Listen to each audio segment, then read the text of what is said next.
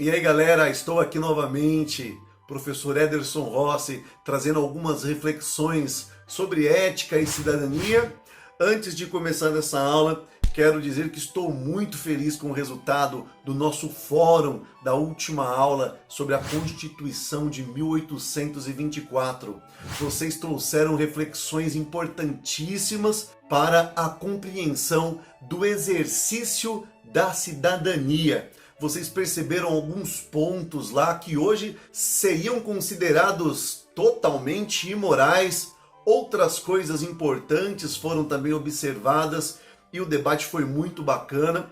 Lembrando a vocês que a nossa matéria é avaliativa e que este fórum que eu vou disponibilizar toda quarta-feira, logo após de ter subido a aula, é também então o momento que vocês têm para trazer as reflexões e eu vou avaliar então estas reflexões para que nós possamos crescer juntos, tá? A pontuação vai de 0 até 1 e vocês têm até sábado às 23h59 para interagir na aula da semana. Isto é, se eu subo a aula hoje, quarta-feira, vocês têm até sábado então para trazer aí as suas reflexões. Caso você não consiga trazer as suas reflexões, vou ficar muito triste, muito chateado, porque a nossa matéria é tão importante, né? E aí você terá a oportunidade de interagir na outra semana. Então não adianta mandar mensagem domingo, segunda, terça, quarta-feira. Não vai adiantar, você vai ficar sem sua nota, tá? Então vamos lá, galera, vamos retomando aqui. Vimos que na Constituição de 1824, a primeira Constituição brasileira, aliás, né? Porque o Brasil acabara de se tornar independente, isso acontece em 1822, então era preciso apresentar para a população brasileira as regras que nós deveríamos seguir. Né? Vimos aí que esta Constituição trouxe uma série de benefícios para um pequeno grupo, né, de homens ricos, livres. Vimos também que a Constituição não condenou a prática da escravidão, e aí nós identificamos que isso é algo imoral. Como um ser humano pode ser escravizado por outro? Isso não pode acontecer, né? A Constituição de 1891 vai trazer uma série de mudanças comparadas com a Constituição anterior. E estas mudanças vão estar relacionadas às mudanças de pensamento, porque são os pensamentos soltos na sociedade que serão condensados e colocados ali nestas regras constitucionais que deverão então ser colocadas em prática na sociedade, tá? A primeira coisa a se pensar, o ano é 1891, é apresentada essa Constituição e o Brasil tinha acabado de se tornar uma república. Lembrando que Dom Pedro II, o nosso último imperador, foi deposto em 1889. Então são apenas aí 2 anos até que estes pensadores decidam quais serão as direções constitucionais que o Brasil irá seguir. Então essa Constituição vem para apresentar uma sociedade completamente diferente desta que está sendo então ultrapassada. A primeira coisa que nós vamos ter nessa questão de novidade constitucional é que o Brasil vai passar a ser uma república presidencialista com características liberais. Nossa, o que significa isso? Primeira coisa é, o Brasil deixa definitivamente de ser uma monarquia hereditária. Ou seja, os nossos governantes não mais serão colocados no poder por ser filho de alguém influente, por ser filho de um rei, por exemplo.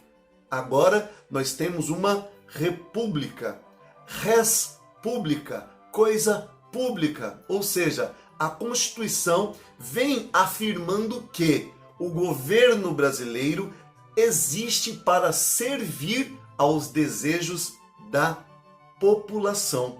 Agora, a população se torna mais importante do que o próprio governo. Interessante isso, né?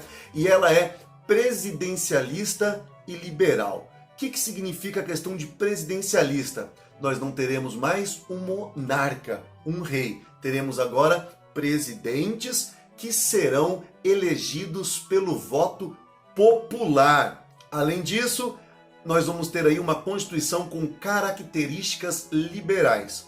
O liberalismo é tema para outra aula, mas basta nós percebermos que este modelo de pensamento tem como objetivo deixar bem claro todas as liberdades individuais dos cidadãos e não mais súditos, como no tempo da monarquia.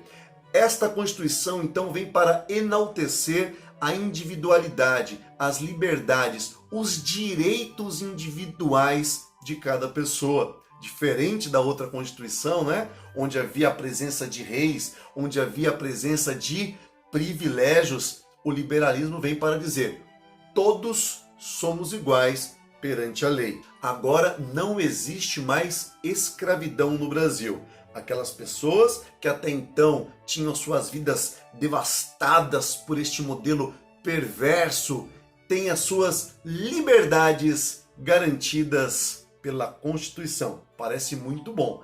A Constituição trouxe também o federalismo, muito inspirada na Constituição norte-americana. Significa que o Brasil foi dividido em estados, tal como nós conhecemos hoje São Paulo, Rio de Janeiro, Minas Gerais, e cada estado teria então o seu presidente da província, que é um governador, na verdade, né? E este governador então teria certa autonomia para poder decidir nos assuntos locais. Agora, em relação ao voto, diferente de 1824, que deveria ser então exercido apenas por homens ricos e livres, agora todos os homens podem votar. É conhecido como voto universal. Que bacana, olha só, todos os homens podem votar, contanto que seja maior de idade, ou seja, naquele momento, né, 21 anos e nada mais. Quem ficou de fora deste processo eleitoral? As mulheres, como vocês podem perceber, mendigos não poderão votar, analfabetos não poderão votar, padres não poderão votar e soldados não poderão votar. Mas como que uma pessoa em condição de escravizada em 1888 vai ter condição de ser letrada em 1891, 2 anos após apenas? Ou como estas pessoas que até então estavam na condição de escravizadas vão fazer para não ser mendigas? Porque o governo brasileiro, quando interrompe a escravidão, não atribuiu a estas pessoas nenhum tipo de indenização. O escravizado simplesmente foi abandonado, largado. E a Constituição, então, traz um modelo que, na teoria, é muito bonito, mas na prática não se aplica à esmagadora maioria da população brasileira. Então, quem tinha condições de cursar um colégio a ponto de ser letrado para poder votar? Homens ricos. Ainda pensando nessa questão do fim da escravidão, erroneamente, a maioria das pessoas acreditam que foi exclusivamente através de uma assinatura da princesa Isabel, libertando os escravos daquela condição terrível, que se deu então o fim da escravidão no Brasil. Mas estudos recentes apontam que, na verdade, naquele momento histórico, não foi apenas uma questão de bondade por parte da princesa Isabel assinando um documento de alforria libertando os escravizados. Na verdade, registros policiais vão revelar que no finalzinho ali, entre os anos de 1878 até 1888, são aí 10 anos mais ou menos, o número de crimes cometidos por cativos aumentou violentamente. Essas pessoas, na condição de escravizado, passaram a reagir fortemente contra os seus senhores. Então os registros vão mostrar agressões físicas, vão mostrar até mesmo assassinatos destes escravizados. Então, se por um lado houve a assinatura da princesa Isabel, libertando os escravizados, do outro lado também houve a resistência e a violência deste povo para se tornar livre.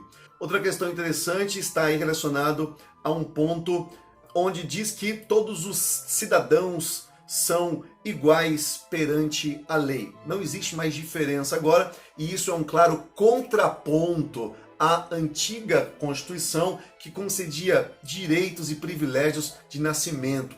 Vejamos que interessante outro ponto que tem a Constituição, que é: ninguém pode ser obrigado a fazer ou a deixar de fazer algo, senão em virtude da lei. Olha que coisa interessante, a Constituição vem nos dizer, mais uma vez aí reforçando essa questão das liberdades individuais. Vem reforçando essa questão de eu, enquanto indivíduo, sou nutrido de direitos legais. Pensem na seguinte situação: um rapaz sentado na calçada tocando o seu violão. Passa então um homem muito arrogante, muito rico também, e diz: pare de tocar imediatamente esse violão. Se este homem que está tocando violão conhecesse a Constituição e os seus direitos, ele diria: eu não vou parar de tocar, porque ninguém pode ser obrigado a fazer ou deixar de fazer algo, no caso tocar o violão, senão em virtude de lei. Se não existe nenhuma lei que diz para eu parar de tocar meu violão, eu continuarei tocando meu violão. Imaginem uma segunda situação. Este homem está sentado perto da calçada, tocando o seu violão, quando se aproxima um casal muito rico, muito arrogante, muito esnobe. Então, o homem, que vem com a sua esposa, ao observar o rapaz com o violão, diz: ei, pare de tocar esta moda e toque uma música clássica para agradar os ouvidos da minha esposa. Se o homem com o violão conhecesse os seus direitos constitucionais, ele poderia dizer: não, eu não vou fazer isso, porque ninguém pode ser obrigado a fazer, nesse caso, tocar o violão, ou a deixar de fazer algo que não queira, a não ser em virtude de lei. Não tem nenhuma lei que diga que eu sou obrigado a tocar a música que você quiser. Então são esses direitos constitucionais, e quanto mais nós conhecemos os nossos direitos, melhor é. Outro aspecto interessante trazido pela Constituição de 1891 é a liberdade de culto religioso. Mas será que os cultos religiosos africanos ou afro-brasileiros eram bem vistos pela elite brasileira, por exemplo? Outra coisa interessante trazida pela Constituição de 1891 é que o ensino público seria laico. Não há mais agora a presença ou a interferência da religião dentro da lógica educacional. Outra coisa importantíssima trazida pela Constituição de 1891 foi a liberdade de expressão e também de imprensa. Ou seja, os veículos de imprensa, aqueles que escrevem as notícias, não podem ser censurados por um prefeito, por exemplo, por estar denunciando alguma coisa ilícita por parte deste prefeito. O prefeito não pode calar a imprensa através de nenhum meio legal. A imprensa tem o direito de expor a sua opinião e de trazer a verdade para o cidadão. Mas não se esqueçam que, caso esta mesma imprensa traga notícias que não são verdadeiras, as famosas fake news, olha só, desde 1891, ela poderá, claro, sofrer as consequências legais dos seus atos também. Bom, trouxe aqui essas reflexões constitucionais. Quero que vocês participem do nosso próximo fórum, que já está aqui disponível para vocês trazerem as suas reflexões. Reflitam, tirem dúvidas, tragam perguntas e vamos dar sequência na próxima aula, trazendo a próxima Constituição. Tá bom, galera? Um forte abraço a todos e até mais.